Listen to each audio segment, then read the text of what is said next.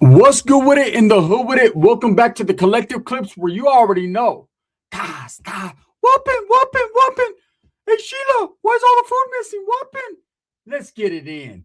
This is a good one.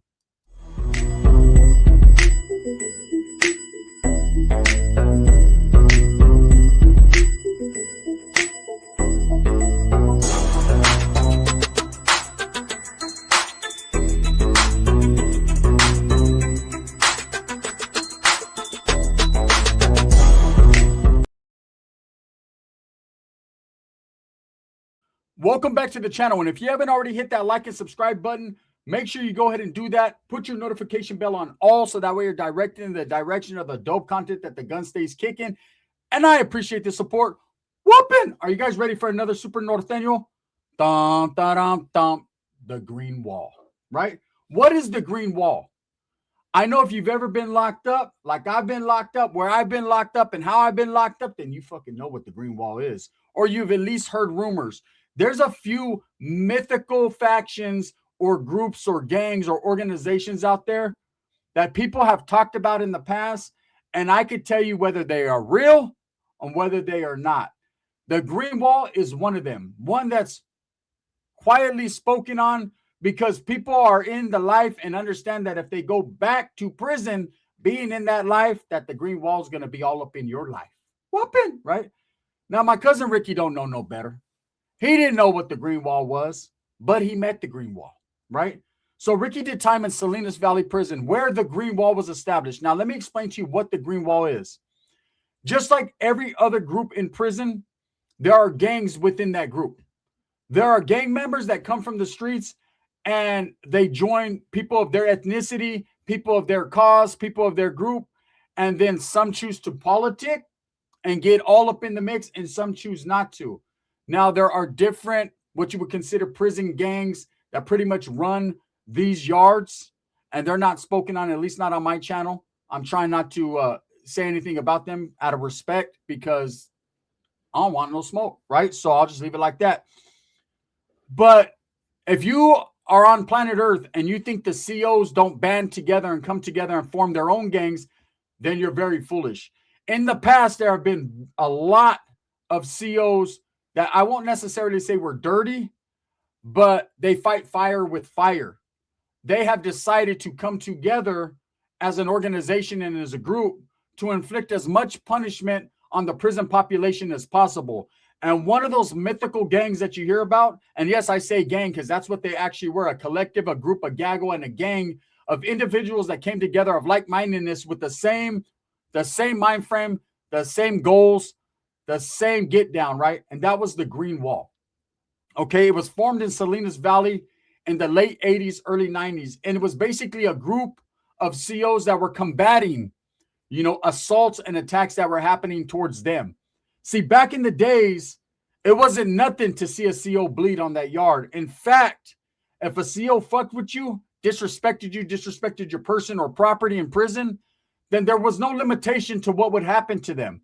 There was no hands-off policy. There was no group saying, hey, the COs are off limits. See, back then, the COs were men just like everyone else. They're still men, but a different degree of man, right? They're a free man where you're not. And they can get poked on and hit just as quickly as, say, another convict on that yard.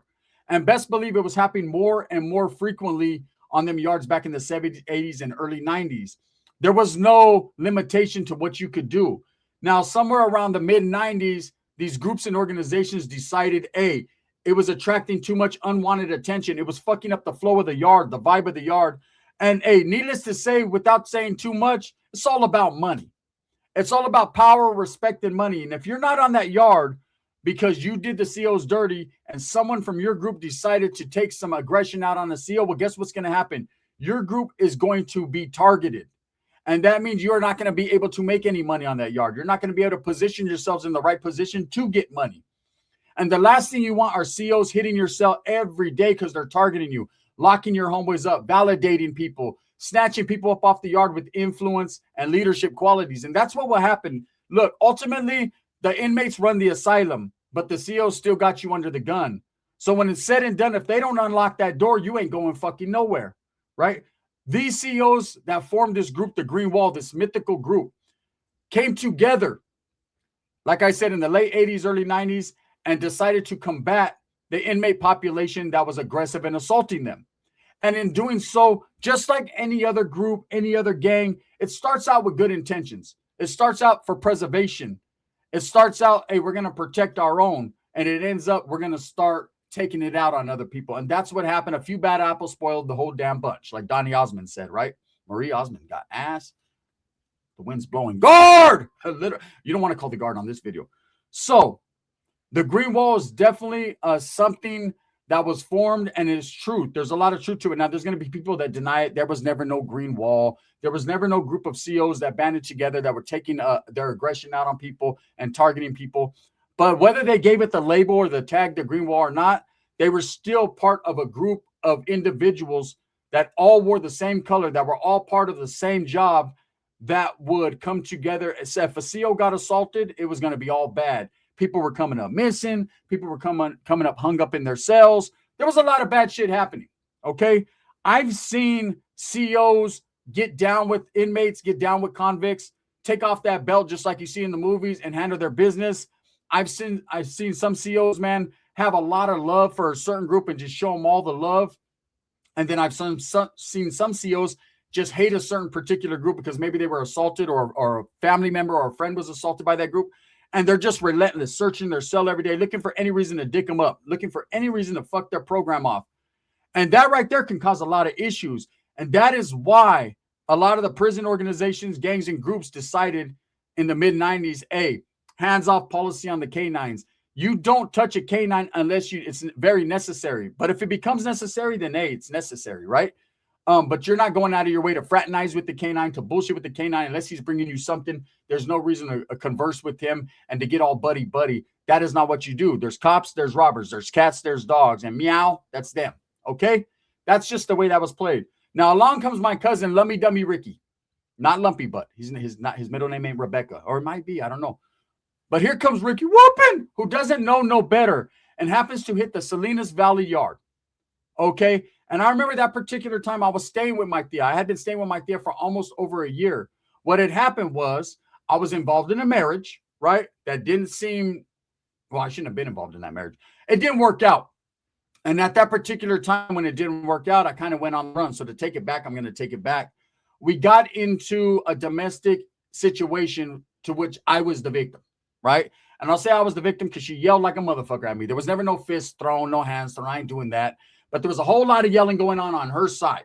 I felt like a northerner versus south side. She was sword gang, right? She was on me. She was talking hella shit to me, trying to scratch me and all kinds of other things, right? And I took myself up out of that situation, but I had nowhere to go but Tia's house out in Gustine, next to in between the John Deere tractor, the roaches, and the Shiesty approaches. So what I did was I pulled up and I did the sob star. My tia was like, what the fuck do you want in my house? You've been here for 2 days. At the third day, 3 strikes, you're out, bitch. I said, hey, tia, I ain't got nowhere to go. And do you think this is a place to go? I said, nah, it ain't a place to go, but I'm here. Okay, I don't want you here, though. This is my house. Ricky's whooping. This is my house. This ain't your fucking house, stupid. Just because your Social Security check pays for a donkey, don't make me feel sentimental. Because if remember, you only get that check because of me. If I wasn't slamming when I was pregnant with you, then what would have happened, bitch? So thank me that the state takes care of us. Not you, us. With a capital S, Sur Gang. My tia's fucking crazy. So she agreed to let me stay there for a small price of $500 a month, which if I made a couple moves here, a couple moves there, and I always had a job, right? I actually worked at a place called Modern Air Mechanical during the time, so I was getting money. But it was just a long ride. Luckily, I had a little whip, you know what I'm saying? So I was whipping back and forth. And I met some chick out there, man, that I took. Well, I didn't meet her out there. I met her in Winton, and I was taking her out there. We were just living our best life. You know what I'm saying? I was in that room. Hey, what about I moved Ricky out of his room for a little while? Well, let me explain to you what happened. So Ricky ends up catching a violation, and he ends up getting moved from Tracy Prison to Salinas Valley. Thank God I wasn't with that motherfucker that day, right? My tia was like, hey, I need you to go get a loaf of bread, stupid ass. I was like, she's talking to you, Rick. No, I'm talking to you. I said, nah, I'll be fuckface, but I ain't stupid ass. That's stupid ass. You already know, tia. Come on. Don't play with me, tia, right? She goes, you're right. He is fucking stupid ass. Go get a loaf of bread at the store. Just walk to that motherfucker. Well, this fool took off walking with a knife on him. Big old deer hunting knife, right? He always was strapped. He always had something on him. Gets jammed up by the cops because he looks stupid, right? Cops pull up on him. He gets an argument. Whoopin', why you guys want to mess with me? It's because I'm acting Norteno with the big old knife on him, huh? It's because they're Southsiders around. Get your ass in the back of the car, stupid. He was one of those ones you don't even have to handcuff. He'll just do it. Which way do I go? Which way do I go? Right? Whoopin', whoopin', whoopin'. You're whopping your ass, right? Whopping your ass, right? Greenwall style. So he gets in the car. They take him to Tracy prison. We don't even know where this motherfucker disappeared to, but my tia's smart. She's calling all the prison shit. She called his parole officers. Oh, yeah, we've been violated his ass, right? So she's like, hey, your fucking cousin is gone. You want his room? That's an extra 100. Fuck it. Run that, right? I'm all on the waterbed and shit. You know what I'm saying? That motherfucker, he still has a waterbed, I bet, right? I was on the waterbed. It's just leaking. I don't give a fuck, right? I brought the chick, man. Have you ever boned on a waterbed? You need to. That should be on your bucket list. That should be like top 3 of your bucket list. That shit is spectacular. Just don't get your shit in between the rubber and the hole, because I'm gonna tell you right now, that shit it fucks your shit up. I'm talking from a standpoint of experience, right? Anyways, goddamn, just thinking about that got my shit chapped. Now, I'm staying in his room. I done tore off the GUM poster, the Mr. Capone poster. I folded them up real nice, though. It's hard to fold up a poster when it's got fucking a knife sticking out of it, but I folded it up, put the shit in the closet, flipped the room. I'm in that motherfucker. I'm living there now, right? Make sure I blew off all the bed bugs and roaches up out of there, and I'm really in there, right? But right by his window, he has a cracked-ass window. There's a fucking pit bull. The fuck out of here, right? The pit bull was all shook up on the other side of the yard. Just throw a chicken bone. My dad, don't fucking throw chicken bones to my dogs. They're going to choke. I know. Anyways, right? So me and my chick kind of just moved in there. My dad's like, hey, you're going to have to give me another 100, 150. Let me see. She had big ass. 100, 200. You know what I'm saying? And late night me call. If you don't want to deal with it, I'll deal with it. Pulling her sleeves up. Hey, so I'm kind of like happy that Ricky's out the fucking way, because it's just one less mouth to feed. And the stampillas I was getting combined with my tia stampillas, we were living our best life. Sheila, like I said, every time Ricky gets locked up, she'll stay for a couple of days, and then she'll go with her mom, because she knows that my tia goes ham and eggs on her. She's not welcome. My tia will be like, okay, what are you doing here? She's like, Mom, I live here. I fucking told you I'm not your mother, stupid ass. Your mother's that fucking pimple butt fucking bitch with fucking freckles all over her face. But what do you think you're doing here? My son's not here. There's nothing here for you. Okay, you want to eat the chorizo and then eat the chorizo. And let me tell you, there's only one chorizo left in here, and you're not getting none of it. So get the fuck out of here, right? My tia's cold-blooded. She'll pack her shit. Your shit's packed. Remember, violation, violated. Get out of here. So she already knows better. So after a couple of days, she'll get her shit together and jam to her mom's house, which ain't too far, right? She lives right there too. And so anyways, I'm right there posted over with my little chick. She's going in and out. She's like, damn, your tia's cold-blooded. My tia be like, hey, bitch, come here. Where are you going? If you're going to go down to the Circle K, give me a Slurpee. I'm like, tia, they don't sell Slurpees. They got slushies and shit. Slushies, Slurpee, it's all the same thing. You suck, right? I said, no, you do. Okay, you ain't lying. As my boyfriend's right here laying down. I said, damn, which one? The fucking one on the other side of the bed, not the one at my feet massaging them. My tia always kept 2 paisas on deck. They were her runners. And we'll leave it like that. So anyways, Ricky goes to Salinas Valley. He ends up getting a violation. He gets a year flat. He's gone. And as soon as he gets to Salinas Valley, he calls, and I happen to pick up the phone. I'm sober. Whoopin', I'm here with the gang of homies. We're active as fuck. Shh, you're on the phone, stupid. They record these phone calls. I don't give a fuck. Validate me. Like they are, dummy. Right? I think they knew he was too stupid for validation. He wouldn't even pass that process. Right? So he's over there. I'm like, his gang of homeboys there. Remember at the time, man, I was still in my groove. I was still active as fuck. So I'm like, hey, is there any homeboys? Oh, there's a homeboy there from Pitas. There's a homeboy there from fucking Delano. There's homeboys from Tulare County. Like all these homeboys. I says, there a homeboy there from Gustine. Whooping, there's no homeboys in Gustine. Exactly. Not even you. So anyways, he's over there. So I remember this particular day, my tia was going to go play bango. I told you guys what bango is, right? That's where she says, that's code word for fucking, I'm going to go bang everyone in the bar, right? So she says she's going to play bingo. But my other tia slides in. Now, I've never told you guys about this tia. I have a little bit. She's a gangster. And I fucking love her to death, right? But she comes through on some straight gangster shit. She was like, hey, you want to go or what? That's how she talked. You want to go or what? Very quiet, very mellow, very deadly and dangerous. And my tia's, of course, bitch, I want to go. Why are you dressed like a man tonight? Tonight is bitch night. You're not supposed to be dressed like that. How the fuck do you expect us to rob these paisas? I'm like, oh, shit. They're just telling me the whole get down. Right? My tia's like, come on, let's go. So she was like, watch the house, stupid ass. All right, I got it. And don't fucking get my dog chicken bones. I said, no. Here's a pork chop bone. Get the fuck out of here, right? So I'm kicking back, and me and my chick are watching Crack TV. When I say Crack TV, you never seen that channel, huh? You never seen Crack TV? Let me tell you about that channel. It's actually The Price is Right, but it has a cracked TV. So that's cracked TV. So we're watching cracked TV, right?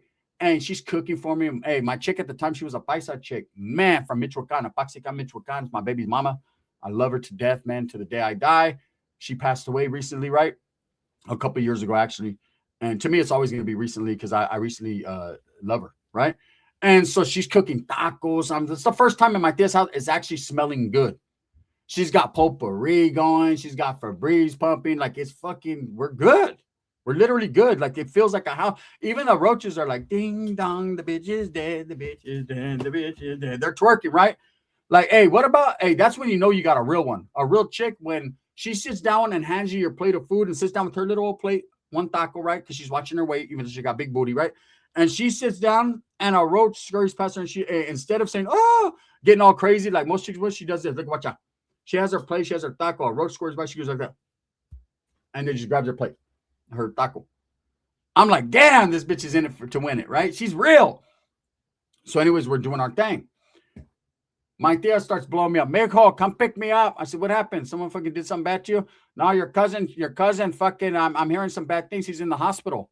What? Right? What happened? I'm thinking immediately in my mind, Ricky got removed. It finally happened. Motherfuckers whacked him, right? I mean, I'm going to sit here and say I didn't see it coming, but with glasses like this, you can see every fucking thing coming, right? So I'm like, damn, tia, for real. She goes, I don't know what happened. Maybe he has pancreatitis. I said, what's that? Maybe they fucking put something that stank in his pank. I don't know. But he's fucking in the hospital. We got to go. So I go pick her up. My other tia's like, yeah, I'm going to take you guys, right? Now, I've had experiences with that tia. Let me explain to you before we get back to Ricky, who's in the hospital suffering from severe trauma by the green wall. We'll get to it, right? So I'm, one time I'm my little Southsider cousins, right? I got a couple of little Southsider cousins from Winton and Atwater, right? They're in front of my grandma's house. I think I told the story a while back. And I'm all flamed up, bald-headed Mongolian, think I'm straight northern out the game, right? And they come out and they're trying to show off for their little homeboys that are right there. Let's wrestle, primo, let's wrestle, let's play body shots. These are little youngsters. I'm like, nah, man, I ain't trying to do all that, man. I'm trying to bone the neighbor, right? What are you guys on, right? And one of my primos like, fuck that, Sur gang, right? What's up? So we get to tussling and wrestling, man. And he hits me in the chest kind of hard. And I said, I'm going to take his shit off. And I go to take my little 19-year-old cousin's shit off, right? And I fell off the porch like a dumbass. And I fucking dislocated my elbow. Boom, boom. It went black and blue like, whoop, immediately. My tia was there. She took me to Turlock to the hospital. Her and the chick the one I was talking about, right? My baby's mama. And man, my tia made sure she hit every speed bump and almost choked out the doctor when we got in there. My fucking nephew's sick. I said, I'm not sick, tia. Yeah, I'm sick in the head. Anyways, yeah, I have priors with going to her with the hospital. I was in more pain than I initially was by the time I fucking got there. She's like, here, drink this fucking, back then it was Cisco, the liquid crack, right? Drink Cisco. I'm slamming Cisco. It's spilling all over me. My fucking arms all twake, all fucked up. My chick's over there trying to rub my back. Bitch, it ain't my back. It's my arm that hurts, right? But rub my chorra. Maybe that has nerves in it that maybe will go to my brain that will say, your arm's healed. Anyways, my tia takes us. Man, we jam up there, right? They took Ricky to an outside hospital. He's all fucked up. When we get in there, they will only let his mom see him. They won't let us see him at the time because he's an inmate. He's locked up, right? He still had like 4 or 5 months to go on his sentence, on his violation. So we're waiting out there, and I'm like, what the fuck? I'm like so I go to the nurse, and they can't, due to HIPAA laws, they can't tell me. I say, what happened to my cousin? He's been transported here from Salinas Valley Prison. Is he all right? They're like, we can't say nothing, but he don't look all right. And I'm like, damn. This is what happened. My dick comes out. I'm going to fucking sue everybody. I said, not me right there. They fucking beat my son almost to death. I'm like, what happened? This is what happened. He was on that yard and he thought he was cool. And he thought he was going to disrespect one CO female, right? And let me tell you, I've had experience in that. You do not disrespect female COs on a yard because they got one thing. And that mofle that they got right there, that shit right there got all the other COs sprung, especially if the chick looks halfway decent. And when I say halfway, I mean literally just barely halfway decent. Then she got all the other COs fucking cheating on their old ladies with them, right? With her. And she's going to run that fucking way the way she wants to run it. And if you mess with her and you disrespect her, she's going to have her boys take you for a little elevator ride, take you on the other side of the yarda, right? And they're going to go ahead and go all up in your tira. And let me tell you, did someone say on the tira? Con permiso on la tira, right? What happened was He got into an argument with this chick like he was arguing with his mom. You can't tell me what to do. I'm acting Norteno. Whooping. I'll fuck you up. Look, this ain't Sheila, motherfucker, right? Let me tell you what happened. They came and snatched him up out of his building in the middle of the night and threw him down the fucking stairs. He allegedly tripped down the stairs. You ever seen that video where the black dude's walking, then he falls up over the stairs? That was Ricky. Only he didn't just fall. They tossed him. Fucked him up real bad. Snapped one of his vertebrae in his neck. Didn't break it, but it was fractured. His head was all lumped up. Like he was damn near in a coma. They had to induce him into one for like a week. He was bad. He was very bad, right? And that was the green wall. So I didn't know this yet. I thought he just got into regular seals. It is what it is. Later on, my tia, she's going to visit him, right? We go home, whatever. They won't let us see him. They let Sheila go in. We picked up Sheila. My other tia went in, but they wouldn't let me in for some reason. Like, I'm trying to fucking break him out, man. Keep him there. I don't give a fuck, right? We get back to the house, and my tia, he ends up, once he's well in the hospital, they allow him a phone call, and he tells my tia that it was the green wall, right? So guess what happens? Well, you'll find out in part 2 tomorrow, man. If you tune in, you guys already know what's happening, man. This is going to be a good one, man, because it's about to get tricky. Ricky almost didn't get out a couple times, but I'll let you guys figure out what happens. Thumbs up or thumbs down. Heavy's going to be the head that wears the crown. I'm going to continue to strive, struggle, and strive for what I truly believe in. That's the betterment of all people. Are you guys ready for a new super? It's not Super Tia. I mean, she's involved a little bit, but are you guys ready for a whole new super? I got you. I got you. Bang, bang.